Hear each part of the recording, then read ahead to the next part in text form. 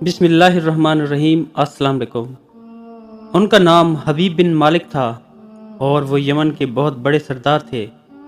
ابو جہل نے پیغام بھیجا کہ حبیب محمد صلی اللہ علیہ وآلہ وسلم نے فلاں تاریخ کو چاند کے 2 ٹکڑے کرنے ہیں، تم یہاں آ جاؤ اور چاند کو دیکھنا کہ وہ 2 ٹوٹے ہوتا ہے یا نہیں۔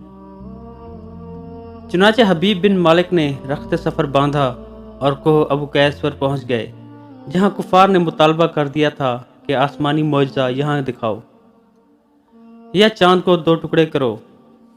میرے آقا حضرت محمد مصطفیٰ صلی اللہ علیہ وآلہ وسلم تشریف لائے اور چاند کے 2 ٹکڑے کر دیے اور واپس تشریف لے گئے۔ خصائص الکبریٰ میں موجود ہے کہ 1.5 گھنٹہ تک چاند 2 ٹکڑے رہا۔ حبیب بن مالک یہ دیکھ کر حضور اکرم حضرت محمد مصطفیٰ صلی اللہ علیہ وآلہ وسلم کے پاس تشریف لے آئے اور بولے، یہ سب ٹھیک ہے، لیکن بتائیں میرے دل کو کیا دکھ ہے؟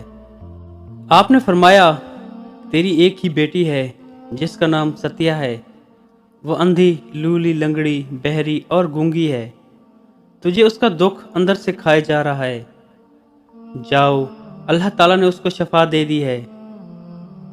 حبیب یہ سنتے ہی دوڑ کر اپنے گھر آئے تو ان کی بیٹی ستیا نے کلمہ پڑھتے دروازہ کھولا۔ حبیب نے پوچھا کہ ستیا، تجھے یہ کلمہ کس نے سکھایا؟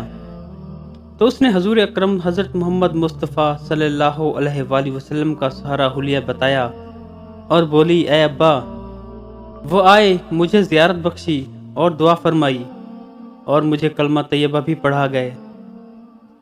حبیب واپس گئے اور کلمہ پڑھ کر مسلمان ہو گئے، اور نہ صرف مسلمان ہوئے بلکہ اسلام کی خدمت میں بھی پیش رہے۔